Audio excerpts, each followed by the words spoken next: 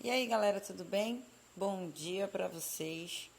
Eu espero que todos estejam bem. Aqui os professores podem ter certeza, nós estamos com saudades, né? A sala de aula é a nossa segunda casa. Então, infelizmente, a gente precisou desse distanciamento. Isso é uma questão mundial, né? E a gente precisa se cuidar do outro, principalmente pensar no próximo nesse período que a gente está vivendo agora, tá? Bom, a aula de hoje vai ser sobre ainda o quarto capítulo. Nós vamos ter que voltar, né, retomar o linguagem em texto do quarto capítulo, pelo fato de muitos alunos terem faltado no dia 17 de março, quando nós demos essa aula, tá? Eu espero que quem estava na aula naquele dia compreenda mais ainda o conteúdo e quem não estava, pegue bacana a aula de hoje, tá?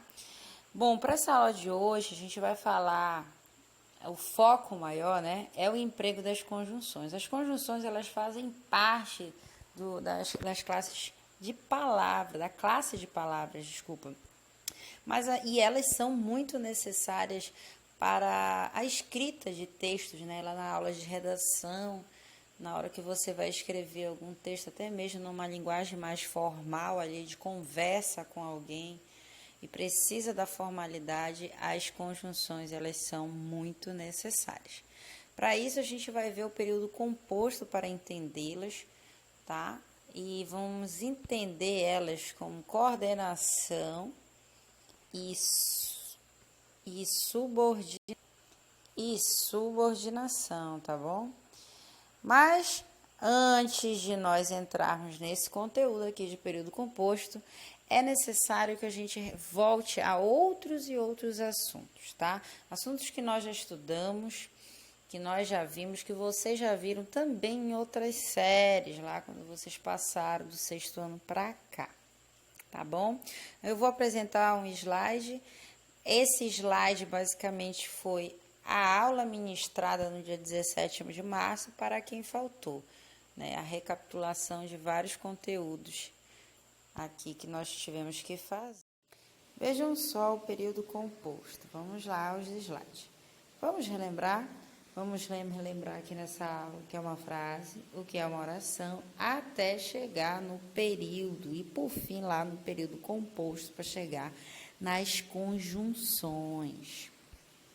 Vamos lá. A frase, ela é um enunciado com sentido completo e pode ser formada por uma ou mais palavras. Também, olha só aqui os exemplos de frases. Prestem atenção nas pontuações. Ai, socorro, o quê? Mas que coisa terrível. Quanta bagunça, que tragédia. Como assim? Tenho muito a fazer. Fogo. Vejam só, essas frases, dependendo da entonação que você dá por causa da entonação, elas vão gerar o quê? Sentido completo, por isso que elas são ditas frases, tá bom? Aqui do lado a gente tem os tipos de frases que existem. A gente vai ter aqui, olha, as frases que vão dar sentido. Frases interrogativas, as frases exclamativas e as frases declarativas, assim como as imperativas, principalmente aquelas que a gente está mandando, dando ordem, ou até mesmo nas propagandas. Aqui nas frases interrogativas, a gente tem a entonação de pergunta. Geralmente, ela vem com um ponto de interrogação. Exemplo, que dia você volta?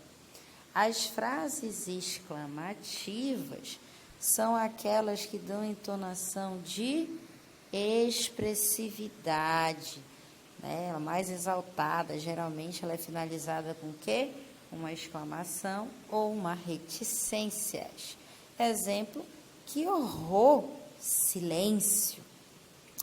Frases declarativas são aquelas que a gente tem por negação e afirmação, né, são marcadas pela entonação expressiva ou intencional. Geralmente elas apresentam declarações afirmativas ou negativas, dependendo do que a gente está querendo expressar. E elas são finalizadas pelo ponto final. Exemplo, amanhã não poderei levantar. Nesse momento, está chovendo, né? É um exemplo aí. As frases imperativas, como eu falei anteriormente, elas indicam que uma ordem, elas apresentam também verbos que vão estar no modo imperativo. Geralmente, elas sugerem uma ordem finalizada pelos pontos de exclamação e um ponto final. Fale baixo, tá? As orações, elas são ali pelos verbos, né? É uma frase que contém um verbo, uma locução verbal. Só é oração porque vai ter o quê? Verbo. Exemplo, corra, corra. Esses doces parecem muito gostosos. Chove. Vejam só que em todas essas frases, elas são orações porque elas contêm o quê? Os verbos que estão aqui em negrito que eu acabei de marcar. Tá bom?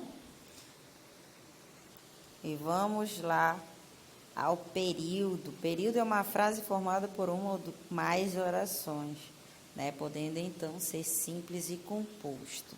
Aqui a gente vai ver o número de verbos. Se eu vou ter só um verbo, ele vai ser um período simples. Se eu tenho de 2 ou mais verbos, o que vai acontecer? Eu vou ter um período composto. É o que vai acontecer agora. O período simples é aquele construído por uma oração, ou seja, vai ter apenas um verbo e ele vai dar sentido completo. Exemplos, os dias de verão são muito longos. Verbo ser, bem aqui. Nessa frase toda, eu tenho uma oração porque eu tenho só um verbo e é período simples. No período composto, eu já vou ter de mais de uma oração, porque eu vou ter de 2 ou mais verbos, certo? Aqui na oração seguinte, olha, Mariana me ligou para dizer que não virá mais tarde. Olha só, eu tenho 3 verbos presentes na minha oração. Com isso, eu vou ter o quê? 3 orações, período composto. Vamos lá ao assunto de fato, período composto. Por coordenação. No período composto por coordenação, as orações elas se ligam pelo sentido, mas não existe dependência sintática entre elas. Ou seja, elas não precisam de uma outra oração para ela ter sentido. Por si só, ela já tem um sentido completo. E existem 2 tipos de coordenação. Existe a sindética e a sindética. As orações assindéticas, elas não são introduzidas por conjunções. Por exemplo, trabalhou, mas sempre irá trabalhar. Sempre irá trabalhar, desculpa. Vejam que aqui eu não tenho nenhuma conjunção. Eu tenho uma pontuação, mas eu não tenho conjunção. Posso colocar uma conjunção aí? Posso. Então, inclusive, alguma dessas que nós vamos ver já já. Mas, se eu não colocar, ela vai ser assindética. E as sindéticas, elas são introduzidas por conjunção e elas têm uma subdivisão: aditiva, adversativa, alternativa, conclusiva e explicativa. Lembra lá de aulas anteriores que eu expliquei elas em forma de fórmula, em fórmulas. Lembra lá da fórmula que eu expliquei das orações coordenadas? A ao cubo, C. Olha só, os 3 azinhos aqui fazem parte desse A. Aditiva, adversativa, alternativa. O C que está bem aqui, é esses 2 aqui, conclusiva e explicativa. A aditiva, ela dá a ideia de adição, de acréscimo. Por exemplo, Marina comprou uma mochila e um estojo. Olha o ezinho aí. Vejam que aqui está as principais conjunções aditivas. O e, um nem, não somente, como também. Exemplo aqui também, o professor não somente elaborou exercícios, como também uma extensa prova. As adversativas, essa bendita aqui, todo tempo em aula eu vivo falando dela. Elas dão ideia de quê? De contraste, de oposição. As principais conjunções são mas, porém, contudo, entretanto, todavia, não obstante. O professor elaborou um exercício simples, mas, porém, a prova foi bastante complexa. As alternativas, lembra lá, ou você sai daqui da minha frente agora, ou eu vou embora, o ouzinho, né? A gente tem também o quer, desculpa. A gente tem o quer, ora, e o ou. O professor elabora o exercício ou desiste de aplicar a prova. Conclusiva, ideia de conclusão, temos aqui as principais, portanto, pois e logo. O professor não elaborou a prova, logo não poderá aplicá-la na data planejada. Explicativa. Vão dar ideia, lógico, de explicação, elas vão dar um motivo. E as mais usadas de conjunção é o pois e o porquê. Vejam que o poisinho aqui, ele aparece bem aqui na conclusão. A dica aqui embaixo é que você precisa ver o contexto da sua frase para ver se ele é conclusão, se é explicação. Por que isso? Como é que eu faço, na verdade, isso? Eu preciso encaixar, né, as outras conjunções daqui da conclusão ou da explicação para ver se esse pois ou é de conclusão ou é de explicação, certo? Isso vai depender muito da tua frase, se ela vai dar sentido ali para conclusão ou explicação, beleza? A oração por subordinação, período composto por subordinação, ela é maior, porque ela apresenta muito mais orações, tá? Ela é um termo sintático que faz parte de outra oração, chamada de oração principal. A outra oração, certo? Existe pelo menos uma oração principal e uma subordinada. A oração principal é aquela incompleta, ou seja, alguma função sintática está faltando. As orações subordinadas desempenham a função sintática que falta na oração principal, tá? É uma informação a mais. E essas informações, elas vão estar ali para objeto direto, indireto, sujeito, predicativo, complemento nominal, aposto e por aí vai. Exemplo, o rapaz gostava de que todos olhassem para ele. Qual é a oração principal aqui? O rapaz olhava. Oração subordinada, ou seja, essa subordinada está dependendo da oração principal e vice-versa, de que todos olhassem para ele. Vejam só a explicação dessa oração. A oração principal, ela está, vejam só aqui, incompleta, porque falta objeto indireto para o verbo gostar. Se eu deixar só aqui, né, nesse primeiro aqui, o rapaz gostava. Aí tu vai perguntar, ele gostava. Gostava de quê? Né? A pergunta já vem bem aqui, vejam. Quem gosta, gosta de quê? Então, você precisa de uma resposta, precisa de um complemento. E esse complemento, ele vai ser preposicionado, tá? Por isso que a gente diz que isso aqui é um objeto indireto. No caso, essa resposta aqui é um objeto indireto, tá? Sendo assim, a oração subordinada desempenha a função do objeto indireto da principal, tá bom? Vejam só, lá no livro de vocês, na página 86, a gente tem essa divisão aqui das orações subordinadas. Elas são divididas em substantivas, vejam só aqui. Elas também são divididas em adjetivas e, por fim, nas adverbiais, que é onde as benditas conjunções vão aparecer. Mas a gente vai já chegar nelas, tá certo? Vamos voltar aqui às substantivas. As substantivas, elas têm essas subdivisões aqui dentro delas. Elas podem ser orações subordinadas substantivas objetivas diretas, objetivas indiretas, predicativas, subjetivas, nominais e apositivas, tá certo?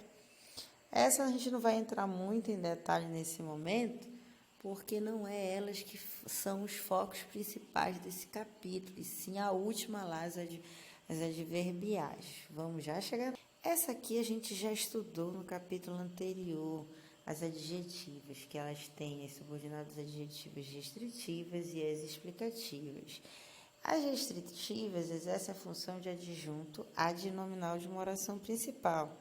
E outra, elas restringem ao nome ao qual se refere, não são separadas por vírgula. Lembrando, o trabalho que realizei ontem foi produtivo. Vejam, eu tenho pronome relativo bem aqui, não tenho nenhuma pontuação aqui nessa divisão. E as explicativas, elas exercem função de aposto da oração principal. Elas também têm pronome relativo, mas elas são separadas por vírgulas. Vejam só aqui no exemplo, o computador, que é meio rápido de comunicação, está conquistando todas as famílias. A gente já está vendo aqui a vírgula, né? Também está vendo a introdução dessa oração adjetiva a partir de um pronome relativo. Olha o quezinho aqui. Relembrando lá o capítulo 3, só vai ser pronome relativo quando eu consigo trocar esses queis aqui por outros pronomes relativos, quais, as quais, cujo, cuja. Se der sentido, qualquer um desses é pronome relativo o que, tá bom? Vejam só, chegamos ao ponto mesmo da outra parte do objeto de conhecimento, as orações adverbiais. Essas orações subordinadas adverbiais têm 9 aqui. As causais, as consecutivas, as condicionais, as comparativas, as concessivas, conformativas, finais, proporcionais e temporais. Vamos lembrar aqui que elas têm uma fórmula também igual das coordenadas. Vejam só. C a sexta, F, T, P. Esses 6 aqui é das causais, consecutivas, condicionais, comparativas, concessivas e conformativas. E o FTP, né, são as finais, proporcionais e temporais, tá? Finais, temporais e proporcionais, tá bom? Vamos ver cada uma delas aqui, bacana. As causais expressam a causa da consequência expressa na oração principal. Por exemplo, chegou atrasado ao encontro, porque estava em uma reunião. Então, eu tenho 2 orações aqui. Essa que inicia a oração principal, a que está toda em vermelho aqui, a gente tem a oração subordinada causal, sendo introduzida por uma conjunção causal. Mesma coisa para cá, olha. Nas concessivas são consequências, né? O resultado da causa expressa na oração principal. Tem aqui a reunião atrasou, tanto que ele se atrasou para o encontro. Vejam aqui o que está aqui grifado. Na frente é a oração principal e o que está em vermelho aqui escrito é a oração consecutiva, tá bom? Condicionais, expressa condições, há um obstáculo. Olha só, a gente tem o bendito do ser aqui, né? Olha só. Vem aqui. Se ele partir, o projeto será cancelado. Vejam que a oração principal é o projeto será cancelado e a condicional é onde aparece a conjunção ser. 4. Comparativo, uma comparação. Sua família é tão importante quanto o seu trabalho. E olha só, eu tenho o verbo ser aqui. Ele dá a ideia de comparação aqui nesse caso. Vamos às concessiva, concessão, expressa ali uma concessão. O mesmo que, ele dá a ideia de concessão. Então, essa oração aqui, ó, mesmo que trabalhe muito, não será recompensada. Veja que o que está em vermelho é a parte concessiva, tá? A oração subordinada. E o que está aqui em pretinho é a oração principal. Conformidade expressa um acordo, uma conformidade, entrou de acordo ali. Segundo havíamos combinado, a viagem será cancelada. O que vem antes aqui da vírgula, nesse caso, é a oração subordinada conformativa, adverbial conformativa, e o que vem depois aqui, a viagem será cancelada, oração principal. E as finais, elas estão expressando finalidade, um objetivo. Por exemplo, professores têm mais argumentos para me pedir aumento salarial. Vejam que está anterior é a oração principal, que está em vermelho, oração subordinada, adverbial final. Proporcional expressa proporção, né? Aqui a gente lembra até da matemática. À medida que a reunião avançava, ele se atrasava para o encontro. O que está em vermelho bem aqui, a oração subordinada adverbial proporcional por conta da conjunção à medida aqui, tá? E o restante é a oração principal. Temporais expressam tempo, logo que ele chegou, arrumou os trabalhos. Olha só aqui a parte que é temporal, logo que ele chegou. Oração temporal, tá? Adjetiva temporal e o restante arrumou os trabalhos, oração principal. Só para lembrar, C a sexta, FTP, as orações subordinadas adverbiais. Valeu, galera!